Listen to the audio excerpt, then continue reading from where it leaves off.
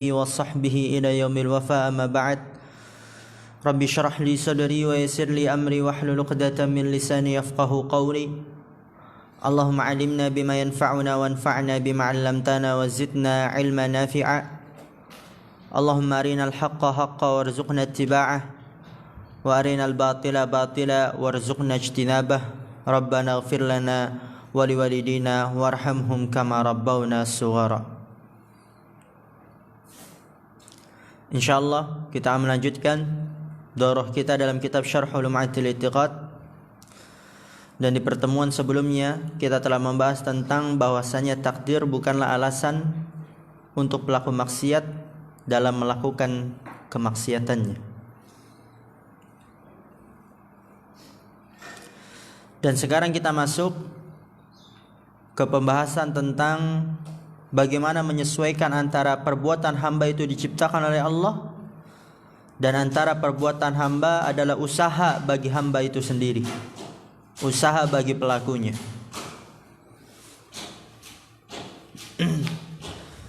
Di situ kata pensyarah rahimahullah taala, at-taufiqu baina kauni fi'lil 'abdi makhluqan lillahi wa kaunihi kasban lil fa'ili. At-taufiqu menyesuaikan antara keadaan perbuatan hamba makhluqan lillah, diciptakan oleh Allah, wa kaunihi, dan keadaan perbuatan hamba itu kasban lil fa'ili, adalah sebagai usaha bagi pelaku, yaitu hamba itu sendiri. Bagaimana cara menggabungkan, menyesuaikannya? Kita telah mengetahui bahwa perbuatan hamba itu diciptakan oleh Allah. Dan baru saja kita mempelajari bahwasannya perbuatan hamba adalah usaha bagi hamba itu sendiri. Oleh karena itu Allah memberikan ganjaran atas usaha hambanya. Apabila kebaikan, Allah akan berikan thawab, pahala. Apabila keburukan, Allah akan memberikan iqab, hukuman. Maka di sini kata pensyarah rahimahullah taala, arafta mimma sabaqa anna fi'lal 'abdi makhluqun lillahi wa annahu kasbun lil 'abdi yujaza 'alaihi al-hasanu bi ahsana was-sayyi'u bimithlihi fa kaifa nuwaffiqu bainahuma. Arafta mimma sabaqa, kamu telah mengetahui dari apa yang telah lalu, anna fi'lal 'abdi makhluqun lillah, bahwa perbuatan hamba diciptakan oleh Allah, wa annahu kasbun lil 'abdi, dan bahwasanya perbuatan hamba adalah kasbun, usaha untuk hamba itu sendiri. Yujaza alaihi al-hasanu bi ahsana, dibalas atasnya kebaikan dengan yang lebih baik. Wasayyi'u bimithlihi, dan keburukan dengan yang semisalnya. Fa kaifa nuwaffiqu bainahuma, maka bagaimana menyesuaikan antara keduanya? At-taufiqu bainahuma, menyesuaikan antara keduanya, anna wajha kauni fi'lil 'abdi makhluqan lillahi ta'ala amrani. Anna wajha, bahwasanya sisi kauni fi'lil 'abdi, keadaan perbuatan hamba diciptakan oleh Allah, pada dua perkara. Yang pertama, anna fi'lal 'abdi min sifatihi, wal 'abdu wa sifatuhu makhluqani lillahi ta'ala. Yang pertama adalah anna fi'lal 'abdi min sifatihi, bahwa perbuatan hamba termasuk dari sifat-sifatnya hamba itu sendiri. Perbuatan hamba termasuk dari sifat-sifatnya hamba. Sedangkan wal abdu wa sifatuhu makhluqani lillahi. Hamba dan sifat-sifatnya diciptakan keduanya oleh Allah. Udah mulai jelas di sini perbedaannya. Atau bukan perbedaan, penyesuaiannya, penggabungannya antara perbuatan hamba diciptakan oleh Allah dan sebagai usaha. Pertama, perbuatan hamba termasuk dari sifatnya. Dan hamba dan sifat-sifatnya kedua diciptakan oleh Allah. Itu yang pertama. Kedua, makin jelas lagi di sini. Anna fi'lal 'abdi sadirun an iradatin qalbiyatin wa qudratin badaniyatin. Walaula huma lam yakun fi'lun. Walladhi khalaqa hadhihi al-iradata wal qudrata huwa Allah Ta'ala. Wa khaliqus sababi khaliqun lil musabbabi. Fa nisbatu fi'lil 'abdi ila khalqillahi lahu nisbatu musabbabin ila sababin. La nisbatu mubasharatin. Lianna al-mubashira haqiqatan huwa al-'abdu. Falidhalika nusiba al-fi'lu ilayhi kasban wa tahsilan. Wa nusiba ila Allahi khalqan wa taqdiran. Falikullin minan nisbataini i'tibarun wallahu a'lamu. Yang kedua, menyesuaikan antara perbuatan hamba diciptakan oleh Allah dan perbuatan hamba usaha bagi hamba itu sendiri.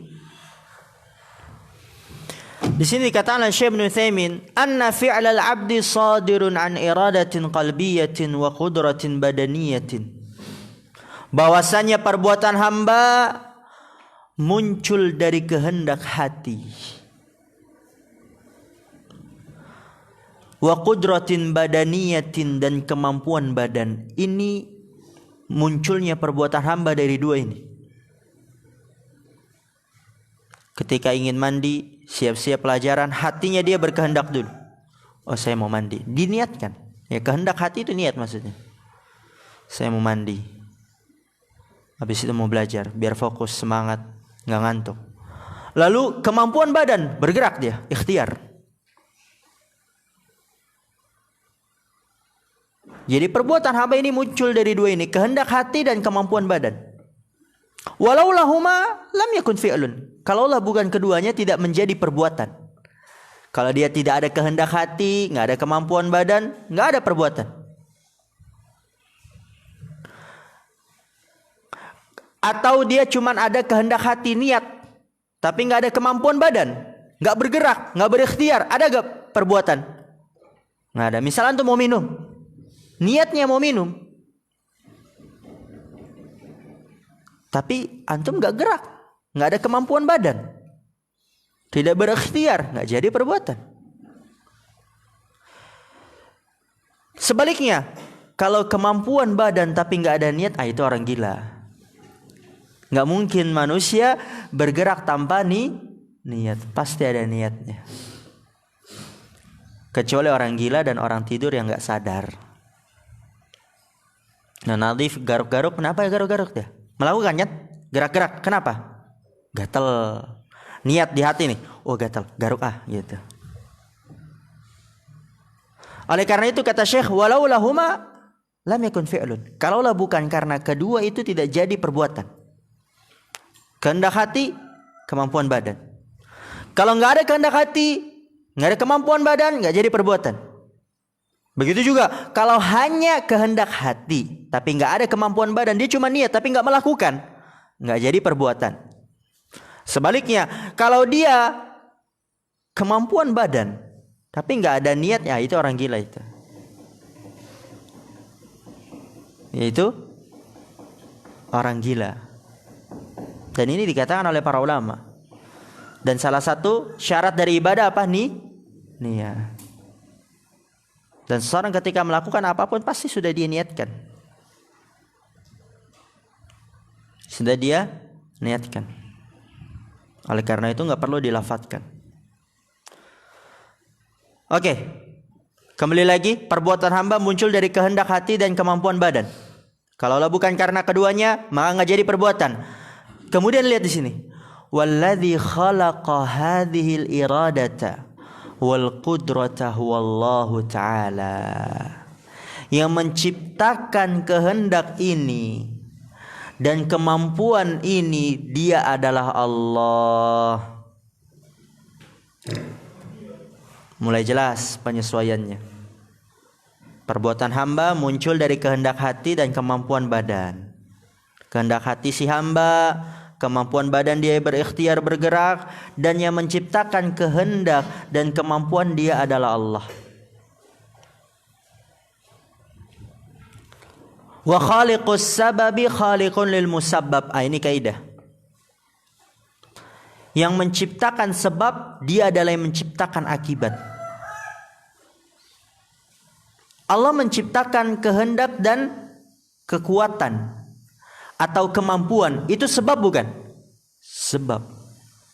Sehingga si hamba itu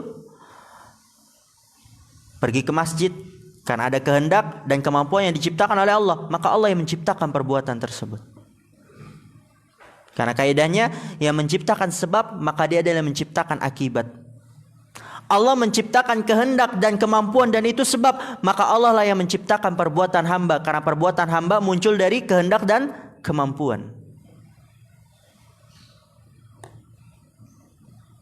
Karena perbuatan hamba apa, Nadhif? Muncul dari apa? Niat dan kemampuan. Ya, fokus.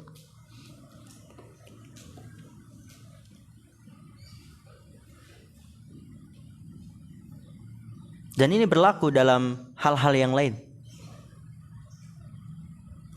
Misalnya Anda bilang, ini antum anak kasih, nanti anak kasih uang 1 miliar, bunuh itu orang.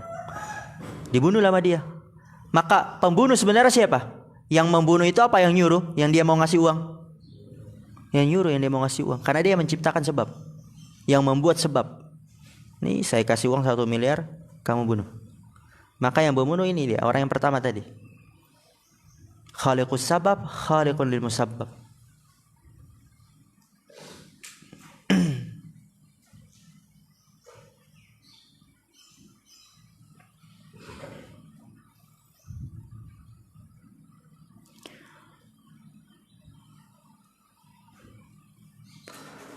Maka di sini kata pensyarah rahimahullah taala, fa nisbatu fi'lil 'abdi ila khalqillahi lahu nisbatu musabbabin ila sababin la nisbatu mubasyaratin.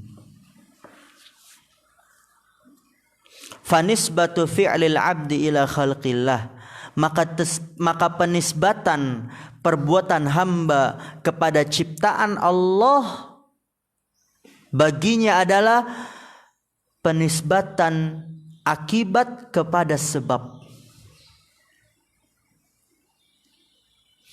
Penisbatan akibat kepada sebab. La nisbatu mubasyaratin, bukan penisbatan secara langsung.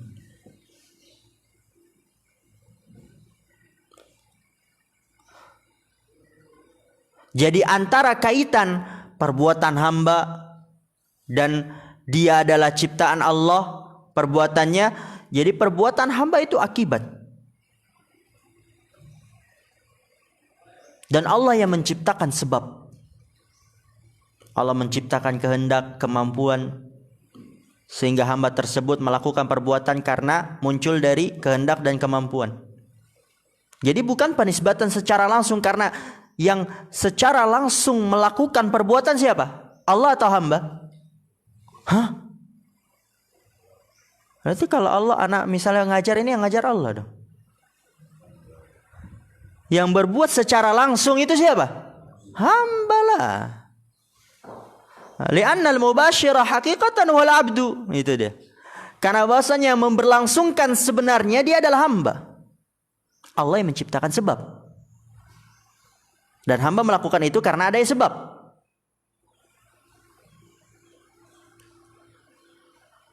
Yaitu kehendak dan kemampuan. Maka yang melakukan secara langsung sebenarnya siapa? Hamba. Antum belajar, siapa yang belajar ini? Antum semua manusia. Berarti yang melakukan belajar secara langsung manusia, ya hamba. Dan Allah yang menciptakan sebab antum ada keinginan, kehendak dalam hati antum untuk belajar. Dan Allah menciptakan kemampuan badan sehingga antum bergerak untuk belajar, nulis, memperhatikan, fokus. Khaliqus sabab, khaliqul musabbab. Yang menciptakan sebab, maka dia adalah menciptakan akibat. Allah menciptakan kehendak dan kemampuan, maka Allah yang menciptakan perbuatan antum. Tapi yang memberlangsungkan secara langsung siapa? Hamba. Ana ulang. Allah menciptakan sebab. Oke? Apa itu sebabnya? Yang Allah ciptakan kehendak dan kemampuan. Maka Allah lah yang menciptakan akibat, yaitu perbuatan hamba.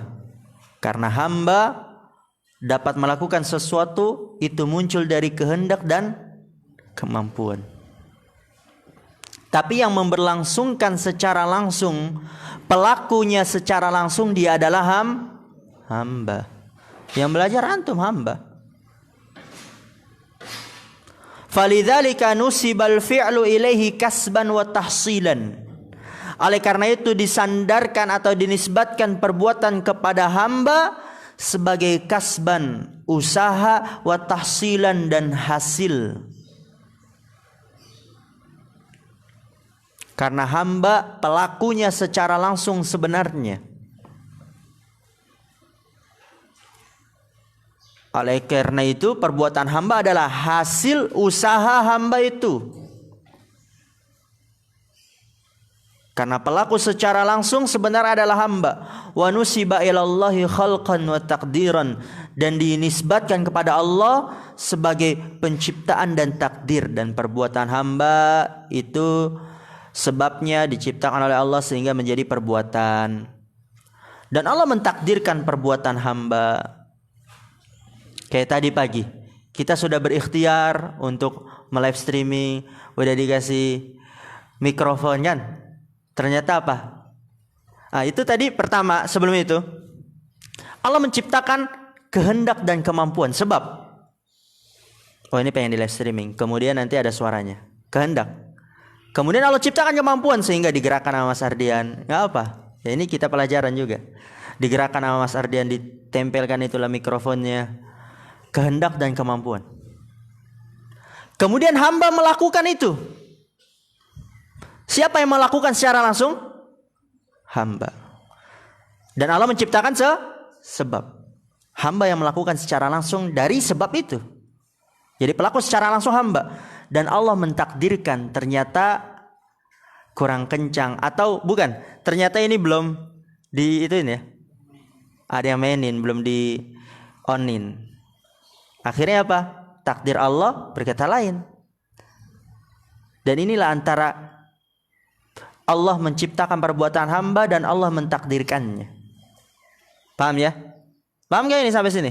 Kaitannya. Ana ulangin biar makin masuk lagi.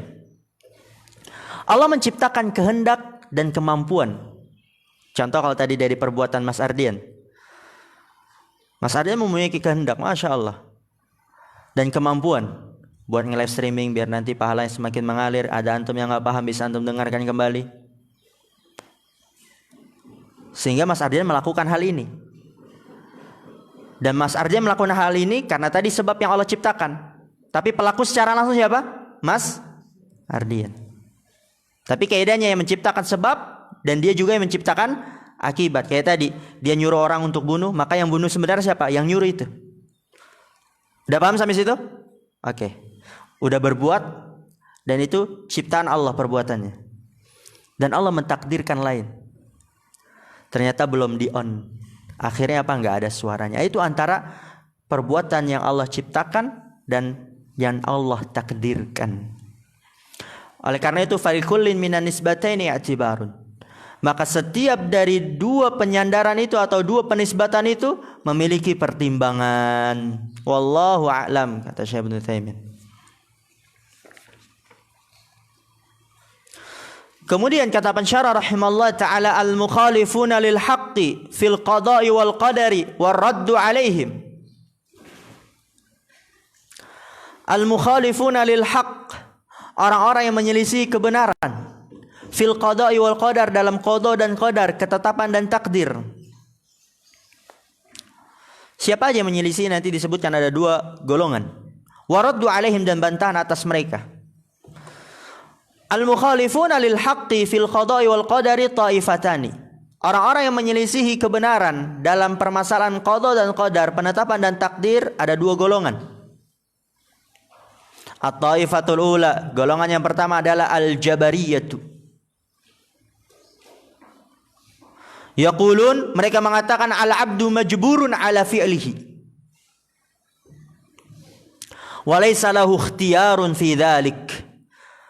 Ini golongan yang pertama. Mereka mengatakan hamba itu dipaksa untuk melakukan. Kata mereka, kan Allah telah menuliskan takdir di Lauhul Mahfuz, maka perbuatan hamba sekarang yang mereka lakukan ini dipaksa oleh Allah untuk melakukan perbuatan, dan ini keliru. Walaysa lahu ikhtiyarun fi dzalik, dan dia tidak memiliki pilihan pada hal itu. Ini golongan yang pertama. Katanya hamba majbur ala fi'lihi, dipaksa atas perbuatan, dan dia tidak memiliki kehendak, tidak memiliki pilihan pada hal itu. Maka di sini dibantah oleh Syekh, wa naruddu alaihim bi amrain. Kita bantah mereka dengan dua perkara.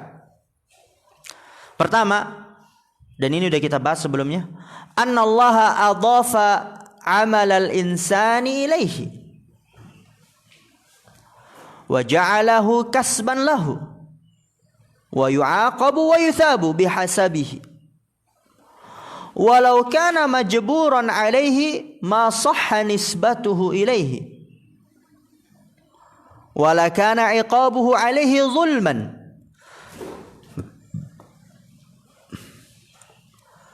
Bantahan yang pertama, annallaha adhafa amal al-insani ilaihi, bahwasanya Allah menyandarkan perbuatan manusia kepada manusia itu sendiri. Wa ja'alahu kasban lahu, dan Allah menjadikan perbuatan hamba atau perbuatan manusia di situ kasban lahu, sebagai hasil usaha untuknya.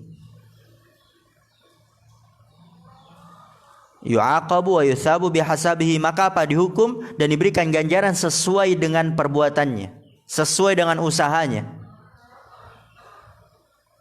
Walau kana majburan alaihi ma sahha nisbatu ilaihi, jikalau dipaksa melakukannya, maka tidak boleh menyandarkan kepada manusia. Berarti disandarkannya kepada siapa? Allah, kalau dipaksa. Beda gak? Anak kasih dua contoh. Pertama, ada orang dia memang niat untuk membunuh, dibunuhlah dia. Ini orang pertama. Orang kedua, dia disuruh, kamu bunuh itu, bunuh, kalau nggak bunuh nanti keluarga kamu saya bunuh. Ini orang yang kedua. Yang pertama pilihan atau dipaksa. Yang pertama pilihan. Yang kedua pilihan atau dipaksa? Dipaksa. Berbeda di situ. Maka yang pertama, yang dia pilihan, maka yang membunuh siapa? Orang tersebut, karena dia keinginannya sendiri. Maka disandarkan kepada dia. Yang kedua, yang membunuh sebenarnya siapa? Yang nyuruh kemudian bilang kalau kamu nggak bunuh dia nanti saya bunuh keluarganya, keluarga kamu. Atau orang yang disuruh yang membunuh sebenarnya? Orang yang menyuruh atau orang yang disuruh? Orang yang menyuruh. Kenapa? Karena dia dipaksa. Maka di sini kata Syekh, karena Allah menyandarkan perbuatan manusia kepada dia, manusia itu sendiri, dan menjadikannya sebagai usaha, maka manusia nggak dipaksa. Manusia yang melakukan sendiri, punya kehendak. Berarti ini orang yang pertama apa yang kedua manusia? Pertama apa kedua? Ana ulangin lah.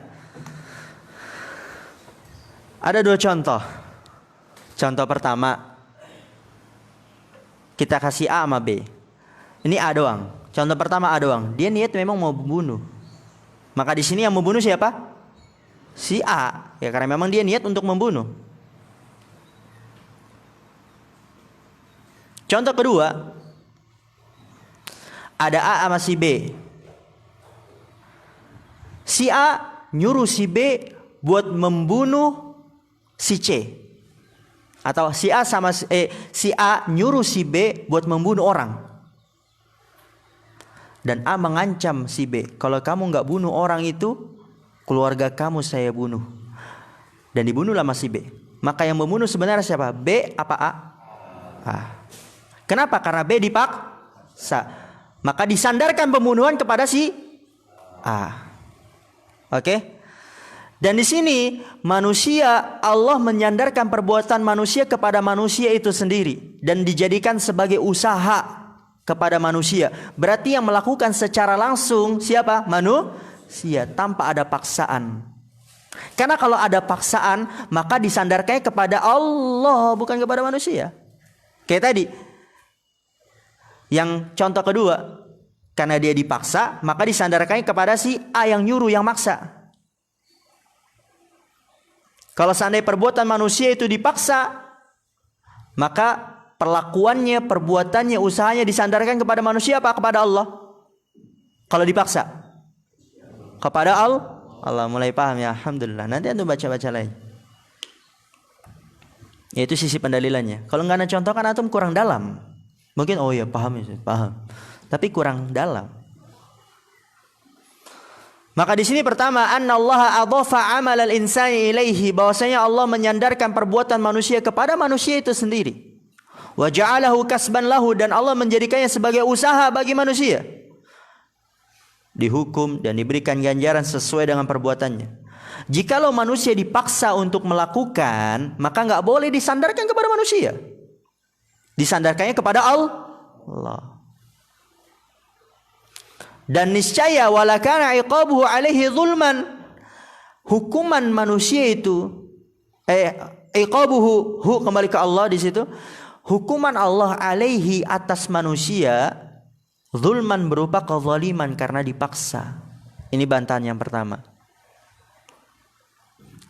Karena Allah menyandarkan perbuatan manusia kepada manusia, maka manusia yang melakukan itu dengan kehendaknya tanpa paksaan. Ini berarti contoh yang pertama tadi, yang cuman si A doang mau membunuh. Karena A yang memang dia mau membunuh tanpa paksaan, maka yang membunuhlah si A.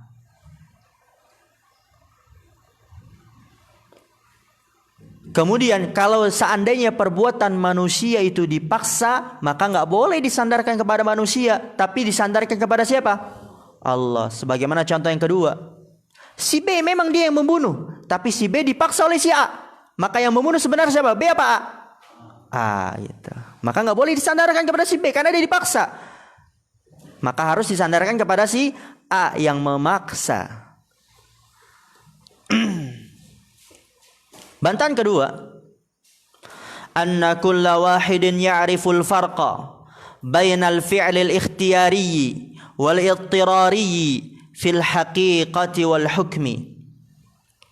Falau i'tada syakhsun ala akhara wadda'a annahu majburun ala dhalik biqada'illahi wa qadarihi la'udda dhalika safahan mukhalifan lil ma'lumi bid darurati. Ini yang kedua. Ini orang-orang Jabariyah dengan bantahan yang kedua ini bisa dibilang, mungkin nanti antum coba contohkan. Kira-kira pantasnya dibilang apa orang Jabariyah? Misal, anak pukul antum, cetak. Kenapa antum pukul anak? Ya, anak dipaksa sama Allah. Bego antum. Kenapa antum pukul anak? Dipukul lagi, jebret. Kan pasti bilang apa? Bego. Ini kan safahan. Safahan apa bahasanya? Bodoh. Bodoh ya bego. La'udda safahan, dia akan dituduh bodoh. Lihat, anna kulla wahidin ya'riful farqa, bahwa setiap orang mengetahui perbedaan antara perbuatan ikhtiyari yang sifatnya pilihan wal ittirari yang sifatnya paksaan. Fil haqiqati wal hukmi, pada kenyataan dan hukum semua orang tahu. Oh, ini dia berbuat secara sadar, berbuat secara pilihan. Oh, ini dia buat secara paksa. Oleh karena itu, falau i'tada syakhsun, jikalau seseorang menganiaya ala akhara yang lainnya, kayak tadi dia pukul yang lain, wa da'a annahu majburun ala dzalik, dan dia mengaku bahwasanya dia dipaksa atas hal itu dengan qada Allah dan takdirnya, pasti apa? La'udda dzalika safahan, akan dianggap itu bodoh. Kenapa kamu pukul saya? Ya saya dipaksa, ini takdir Allah. Ya apa maksud antum? Jedar, kan dibalas lagi. Bodoh kamu. La'udda dzalika safahan mukhalifan lil ma'lumi bid darurah, karena menyelisihi sesuatu yang sudah diketahui dengan pasti. Bid darurah. Itu golongan yang pertama. Golongan yang kedua, at-taifatu tsaniyatu al-qadariyatu. Apa yang mereka katakan? Yaquluna al-'abdu mustaqillun bi'amalihi. Laisa lillahi fihi iradatun wala qudratun wala khalqun. Lihat, ngeri sekali, ini lebih dahsyat lagi. Mereka mengatakan al-'abdu mustaqillun bi'amalihi. Hamba itu mustaqil, berdiri sendiri dengan perbuatannya. Laisa lillahi fihi iradatun, Allah tidak memiliki pada perbuatannya kehendak. Wala qudratun, dan tidak juga memiliki kemampuan. Wala khalqun, dan tidak juga menciptakan. Jadi kata mereka, Allah menciptakan, memerintahkan, melarang, dan tidak mengetahui perbuatan hamba, dan gak ada urusannya dengan perbuatan hamba. Perbuatan hamba itu ya perbuatan hamba itu sendiri. Allah gak berkehendak, Allah tidak berkuasa, Allah tidak menciptakan perbuatan hamba. Dan ini ngeri. Wa naruddu alaihim bi amrayni, kita bantah mereka dengan dua perkara. Ya, keduanya adalah di sini kelompok-kelompok yang keliru, tersesat. Qabbahahumullah. Semoga Allah menjelekkan mereka. Itu doa para ulama setiap membahas kelompok-kelompok yang sesat. Qabbahahumullah. Kalau memang dia dapat diharapkan hidayah, hadahullah. Pertama, annahu mukhalifun. Pertama, dia bahwasanya menyelisih firman Allah Ta'ala. Allah mengatakan Allahu khaliqu kulli syai'. Allah menciptakan segala sesuatu. Kemudian dia mengatakan ini Allah enggak menciptakan perbuatan hamba. Allah enggak ada kehendak, enggak ada kemampuan terhadap perbuatan hamba. Enggak ada urusannya dengan perbuatan hamba. Hamba ya udah perbuatan dia sendiri.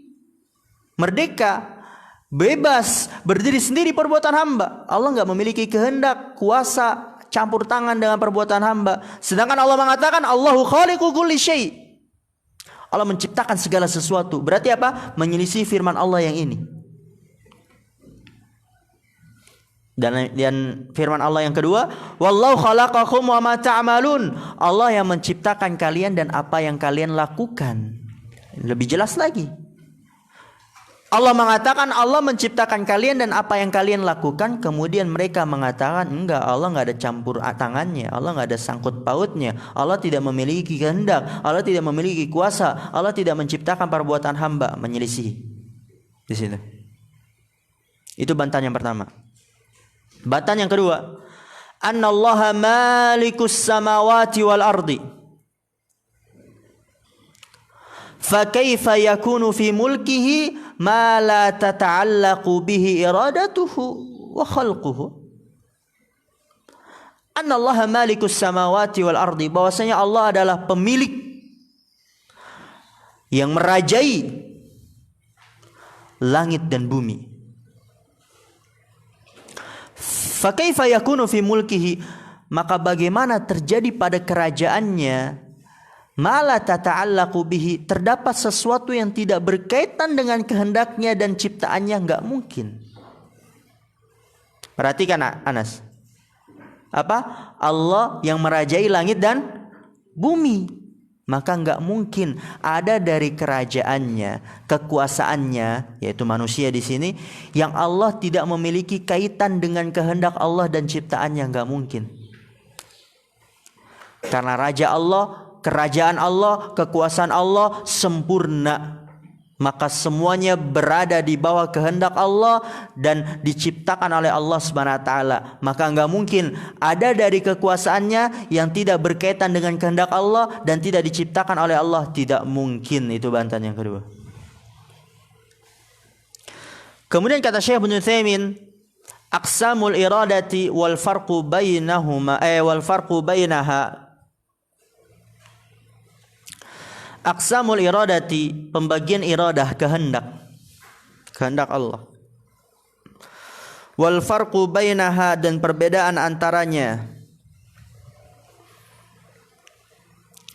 Iradatullahi tanqasimu ila qismaini, kauniyatun wa syar'iyyatun. Kehendak Allah terbagi menjadi dua pembagian, kauniyah dan syar'iyyah. Apa itu kauniyah? Fal kauniyatu hiya allati bi ma'na al-masyiati. Kauniyah dia adalah yang bermakna masyiah, kehendak. Ya, iradah kauniyah ini adalah yang bermakna masyiah, kehendak. Seperti firman Allah Ta'ala, فَمَا يُرِدِ اللَّهُ أَن يَهْدِيَهُ يَشْرَحْ صَدْرَهُ لِلْإِسْلَامِ. Maka barang siapa yang Allah kehendaki untuk Allah berikan hidayah kepadanya, maka Allah lapangkan dadanya untuk Islam. Dan barang siapa yang Allah kehendaki untuk Allah sesatkan, Allah akan jadikan dadanya sempit lagi, sesak. Ini yang pertama, kauniyah, berkaitan dengan dia adalah yang bermakna masyiah, kehendak. Yang kedua, iradah syar'iyyah, hiya allati bi ma'nal mahabbati, dia adalah yang bermakna cinta.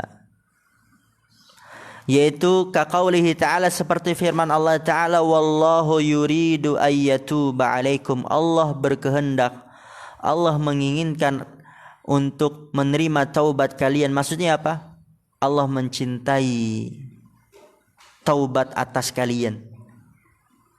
Allah mencintai ayyatuba alaikum, taubat atas kalian, dan Allah menerimanya. Itu syar'iyyah, bermakna mencintai. Paham ya? Kauniyah apa maknanya? Masyiah, kehendak. Syar'iyyah apa maknanya? Mahabbah, mencintai. Wallahu yuridu ayyatuba alaikum. Allah mencintai taubat atas kalian. Wal farqu bainahuma, perbedaan antara keduanya, perhatikan ini penting. Annal kauniyata yalzamu fiha wuqu'ul muradi. Wala yalzamu ayyakuna mahbuban lillahi. Itu kauniyah. Wa amma syar'iyyatu fayalzamu ayyakuna al-muradu fiha mahbuban lillahi. Wala yalzamu wuqu'uhu. Perbedaan antara iradah kauniyah dan iradah syar'iyyah, annal kauniyata, bahwasannya kauniyah, yalzamu fiha wuqu'ul muradi, mengharuskan padanya terjadinya yang diinginkan, yaitu pasti terjadi. Tapi apa? Wala yalzamu ayyakuna mahbuban lillah, dan tidak harus sesuatu tersebut dicintai oleh Allah, boleh jadi dibenci.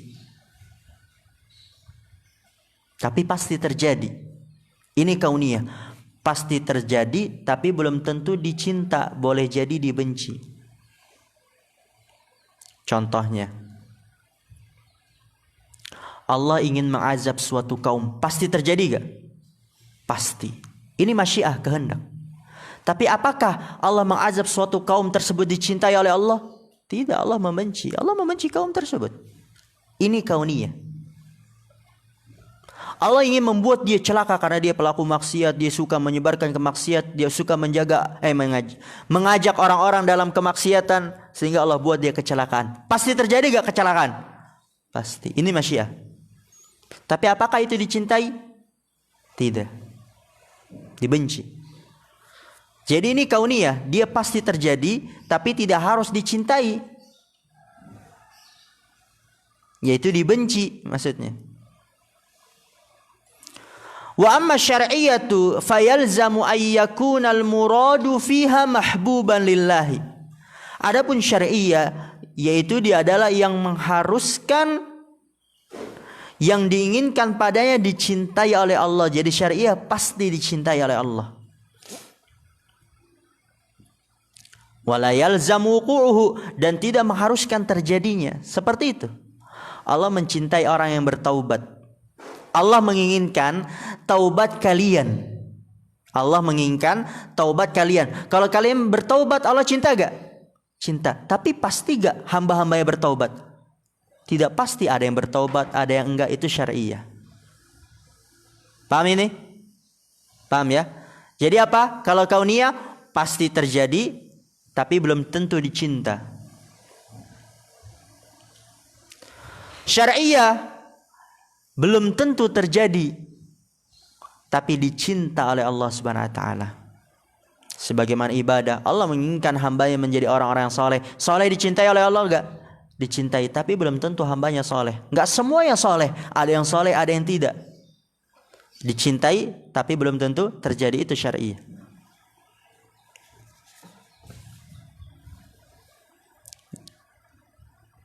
Nah, kita istirahat dulu